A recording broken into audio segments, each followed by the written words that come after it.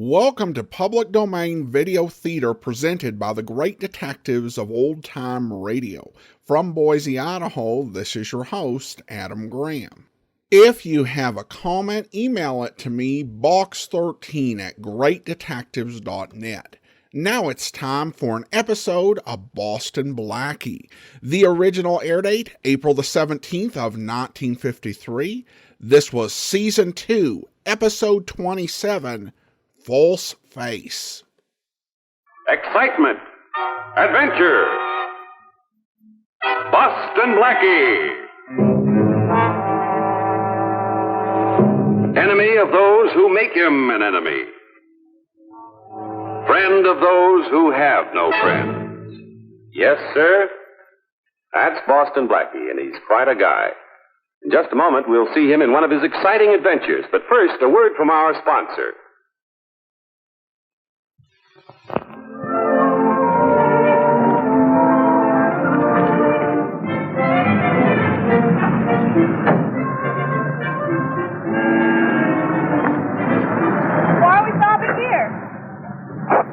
If I remember correctly, I'm taking you to dinner, then to the theater, and then to a nightclub. Well? Well, this is a filling station for my wallet. Oh, Blackie.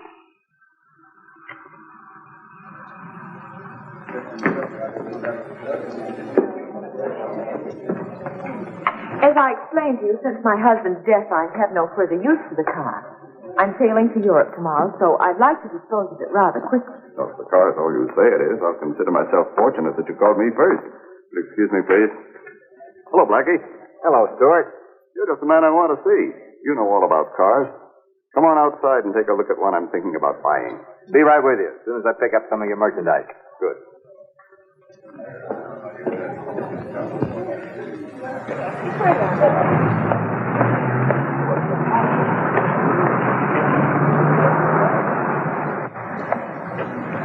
It smells comfortable. Why don't you step in and try it for yourself?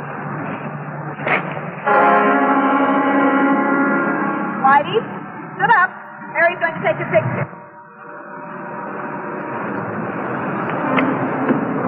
I'll mail you a check in the morning. Will you please have the car delivered to my home? Sorry I was so long. Did you buy the car? Yes, very good buy, too.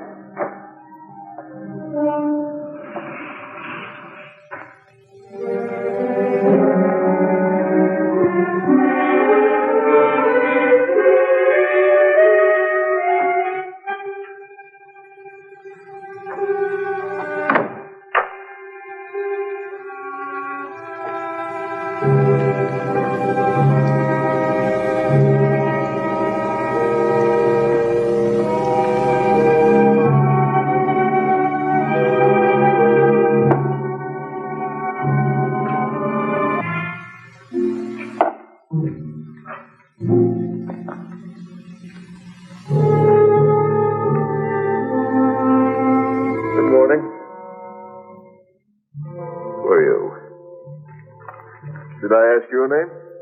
All I said was good morning. Morning. What time is it?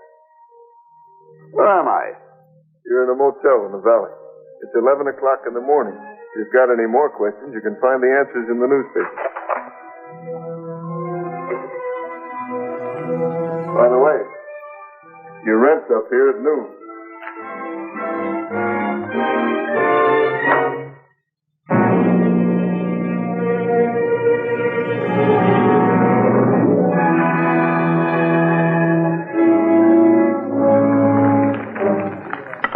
Excuse me, Mary.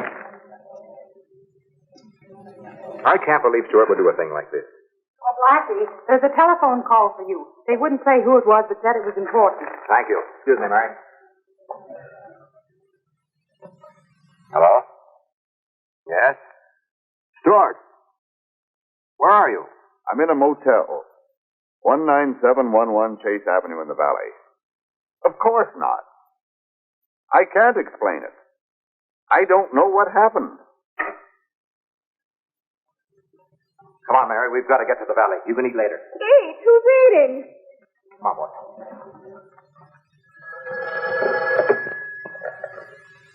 Hello.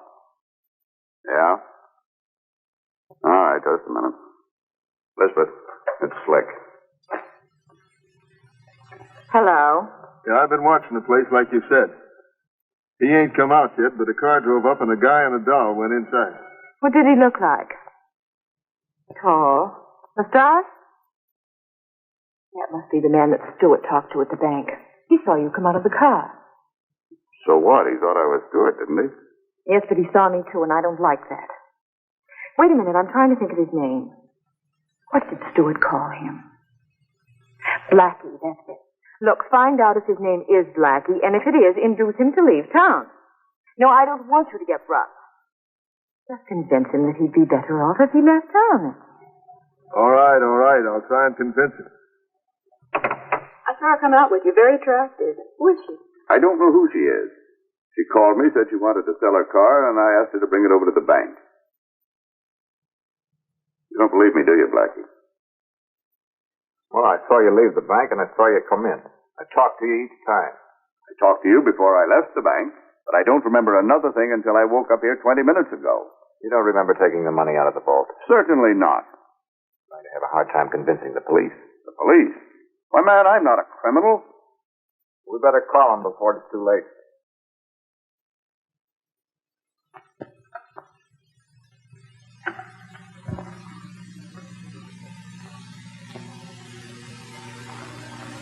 Loss of memory, my eyes. That cookie knows what he's doing. He's got that money stashed away someplace, and as soon as this thing blows over, he'll jump out and grab it quick. I think you're wrong, Inspector. Wrong. We got dozens of witnesses who saw him in the bank at closing time. The guard opened the vault for him and saw him take out the $500,000. You yourself saw him go back into the bank, and he looked you straight in the eye and denied it. The examining physician says that loss of memory alibi is ridiculous. That's why I think it's wrong. So ridiculous it could be true. Oh, that's the trouble with you, Blackie. I work like a dog. Excuse me, Whitey. I work like a slave building up a case, and you go around minimizing my evidence. Okay, Inspector, Whitey and I will go and minimize someplace else.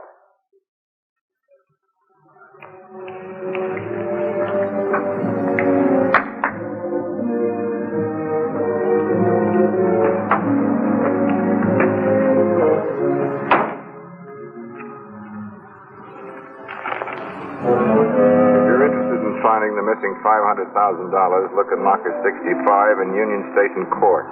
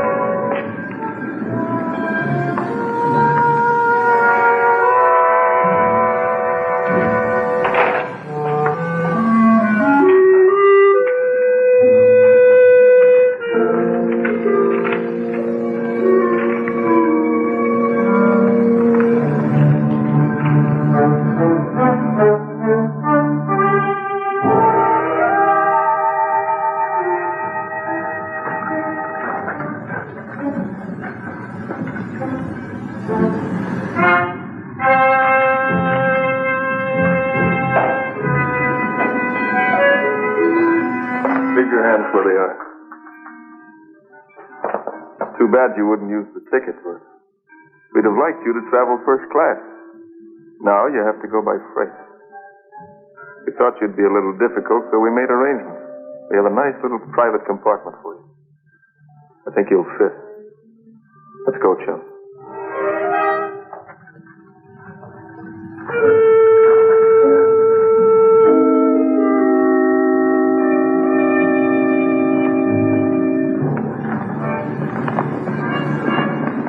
Straight ahead of you.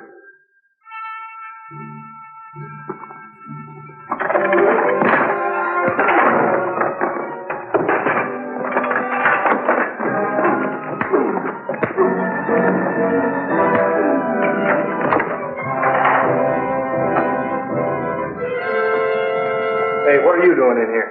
I was looking for my truck. I wanted to get something out of it. It's all right, I found it.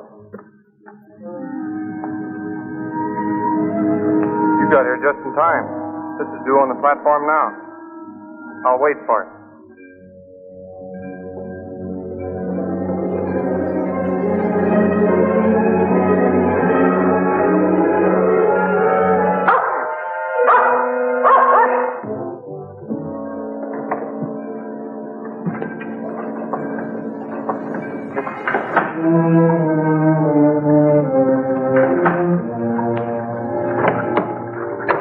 All set.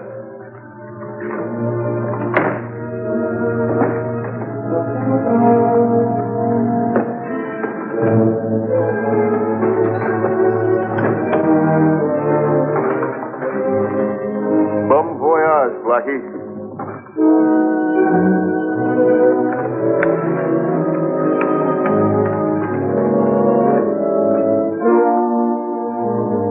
Carmack?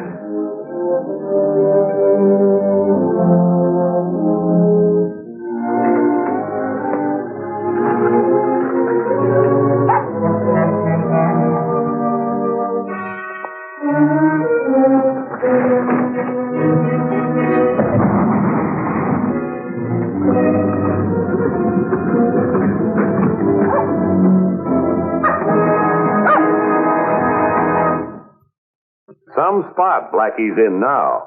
How he gets out of it, we'll discover in just a moment when we return for part 2 of our Boston Blackie adventure.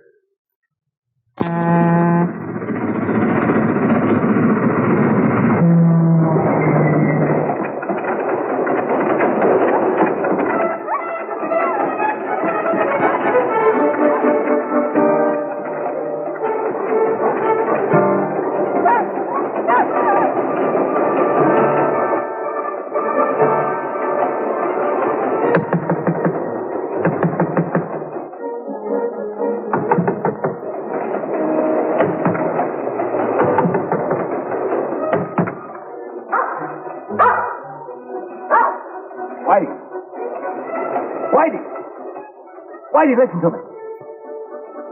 Get the rope, boy. Get the rope. Rope, Whitey. Pull it. Pull the rope, Whitey. Now, be a good boy.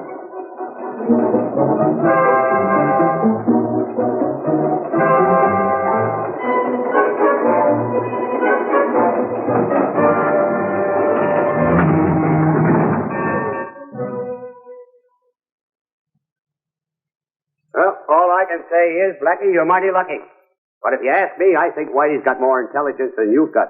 I don't think he'll ask you, Inspector, but I will. Who do you think's the most intelligent, Whitey or Blackie? So I made a mistake. Lay off, will you? A mistake, he calls it. Whitey made the mistake by getting you out of that spot. I wasn't in a spot. No? No, I was in a trunk. Inspector, look at these pictures. Who looks the brightest, Whitey or Blackie? Well, it's hard to tell. They both. Mary. Are these the pictures you took in front of the bank? The power of deduction is amazing, but your eyesight isn't so good. Remember filling station for Wallace? Remember? Inspector, let me have your magnifying glass. My, your eyes are bad. The license number of that car we're looking for is 1S49115. Get me the registered owner of the car, 1S49115. Let me get the address. Don't you think it might be a good idea if we took Stewart with us? Well, we can't do that. He's out on bail and nobody knows where he is. Oh, great.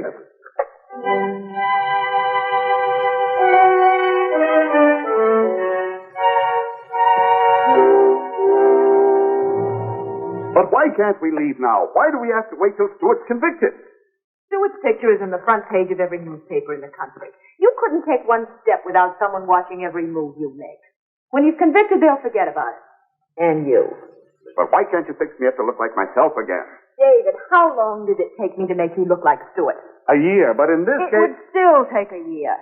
I'm a plastic surgeon, not a magician. I don't intend to wear Stewart's face for the rest of my life. Why not? It's $100,000 in a foreign country. No one's going to care what you look like, not even you. How about you, Elizabeth? Do you care? No, I don't. I don't care one way or another. I've planned this thing for 2 years. Just so happened that you had most of Stewart's characteristics, so? So you cut up my face and kept me cooped up in a room for months. Then I took the chances and you took the money. You got your share. Yes, you cut that up too, but good.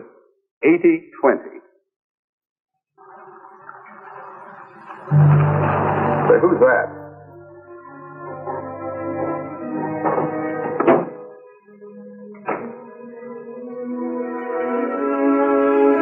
Why, that's Boston Blackie.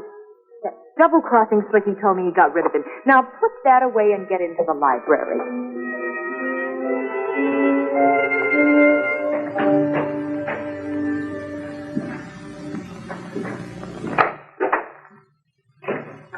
Yes? I'm Inspector Faraday from Police Department. I'd like to speak to Elizabeth Farrell. I'm Elizabeth Farrell. Won't you come in, please?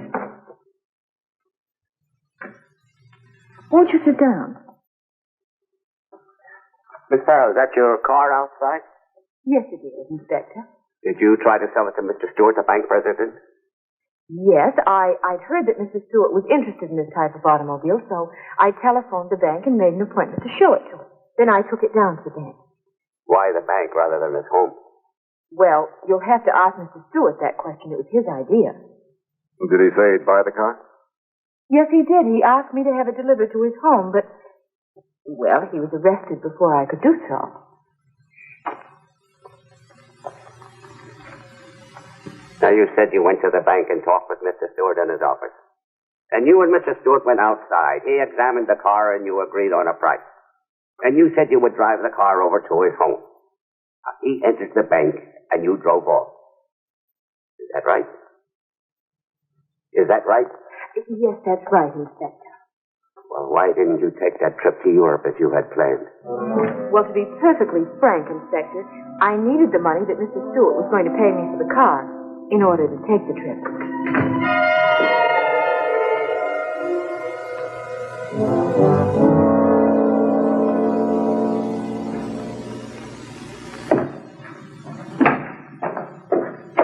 Thank you, Miss Farrell. I'm sorry I couldn't have been more help, but I've told you everything I know. I'm sure you have. Good day. Good day.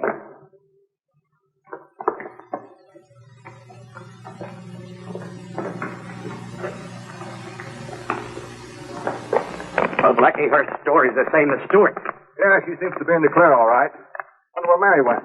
She's probably looking the grounds over. Well, I'll run on and I'll see you later, Blackie.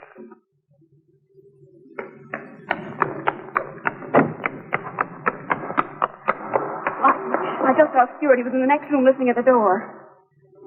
That's all? Well, come on, let's go. But Blackie! Come on, let's go.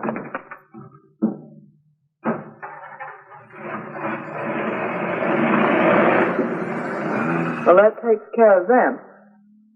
I was really worried when he headed to that library. Come in there, I'd have plugged him. That's what I was worried about. Come on, give me the gun. Are you kidding? I can take care of myself. Dave. Please.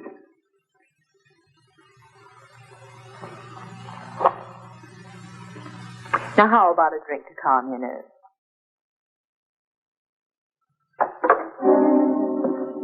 Sorry, Miss Farrell, but I forgot something. Really? I forgot to tell my friend Stewart I don't like being taken for a patsy. Well, I understand how you feel, but you see, Larry was just trying to keep my name out of the papers. I'm sorry, Blackie, but you understand, don't you? I couldn't get Elizabeth involved. But you didn't care how involved you got me. Come on, Mary. I want some fresh air. Oh, Stewart, I'd suggest you buy an evening paper. Make sure they spell your girlfriend's name correctly. You've got to operate on my face. All right, you win. Who are you phoning? Slick, I'll need his help. Get my medical bag out of the closet. Slick, get over here right away.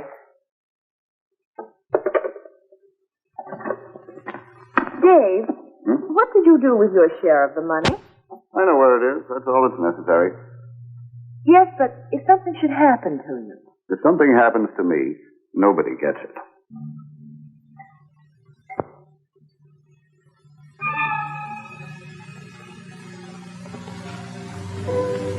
What's that for? Freezes the skin tissues.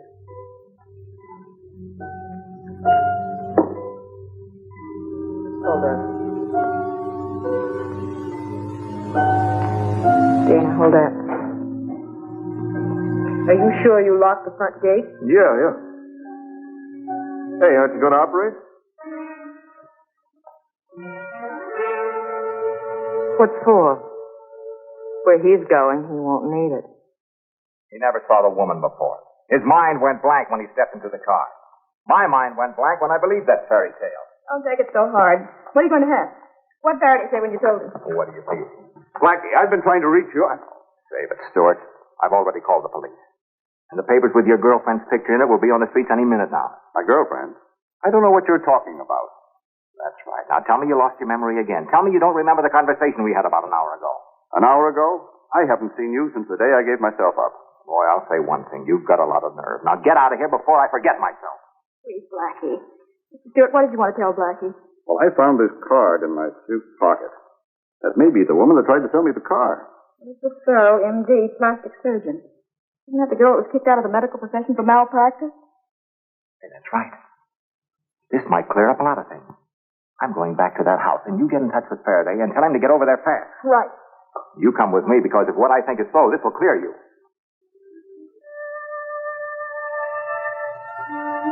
He's coming too. Slick? Yeah? Did she operate? Yeah. Yeah, sure. Can't feel anything. My face is all numb. That's the local anesthetic. It'll wear off in a couple of hours. We'd better get out of here. You get the bags out of my room. What are you doing? I'm packing my bags. Now, we'll have to hurry. You'd better get your money. What'd you do with it? It's in the living. You're going the wrong way. Here. I'm busy. This way.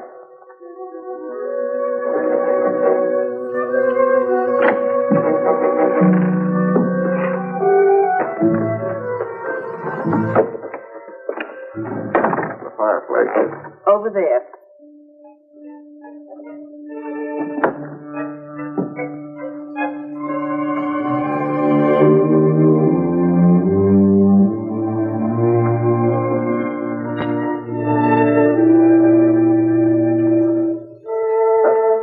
I'm ready.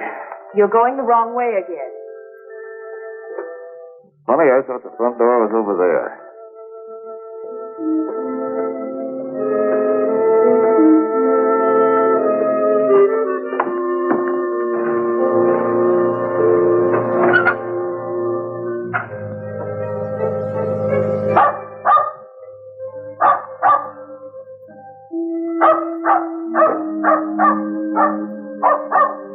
It's locked. Guess we'll have to climb over.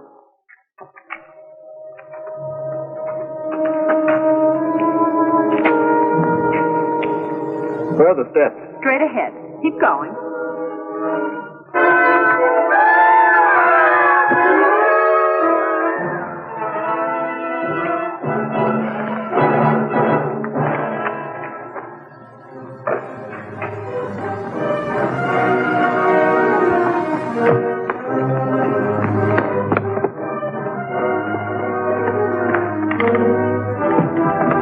Well.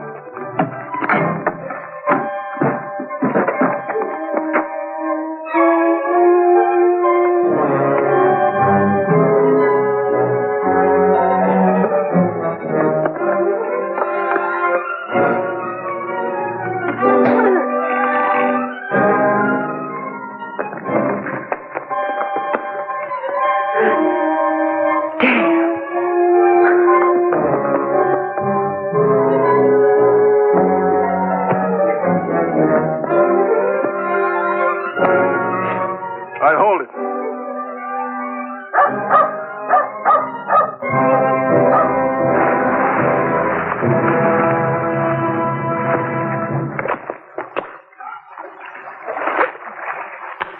Oh, stick around.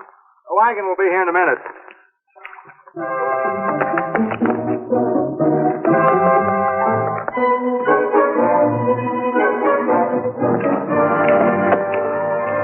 Just a minute, Miss Farrell. We'll give you a lift.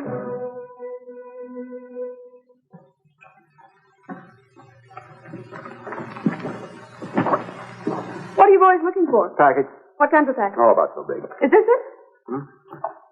Thanks, Mary. That's wonderful. You'll get a nice present for this. Thank you very much, Miss Wesley. What's everybody so excited about? What's in the package? $100,000. Is that all? $100,000.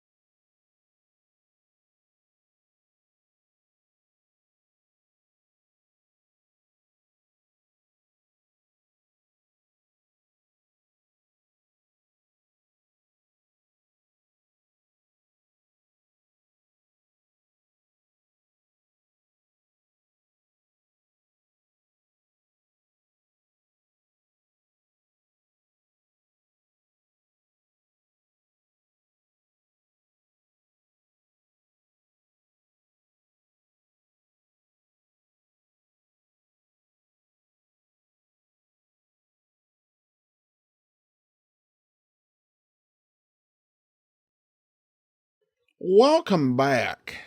This story suffers from a villain who is written in a contradictory way, as she is smart enough to concoct this very involved scheme involving kidnapping and plastic surgery.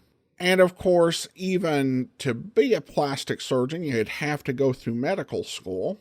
On the other hand, she ties herself into the crime for the police with the car selling thing and finds the worst possible way to rid herself of a troublesome associate by pushing him out the window, right near where she was staying, while she was trying to escape from the police. Plus, her explanation of why they had to hang around was a bit silly. While I'm not a doctor, nor do I play one on TV, I'm pretty certain that a year for complete plastic surgery was a bit long, even in 1953. Although, I guess that's better than a lot of TV shows, which forget that plastic surgery has recovery time. However, even if it would take a while to complete the surgery, all she would have to do is wrap him with bandages and say that he was her patient, and they could leave town that way. All of this to say, Blackie wasn't dealing with the toughest competition this week, and his performance didn't earn him a bunch of laurels. However, the true hero of the story came through. And of course, by that, I mean Whitey. This week, Faraday was right. Whitey was smarter. Whitey got Blackie out of the trunk and saved him from being shot. As such, this episode watches like a backdoor pilot for the series Whitey the Wonder Dog. And if they'd actually made it, I would have watched. Good dog. All right, that's all for now.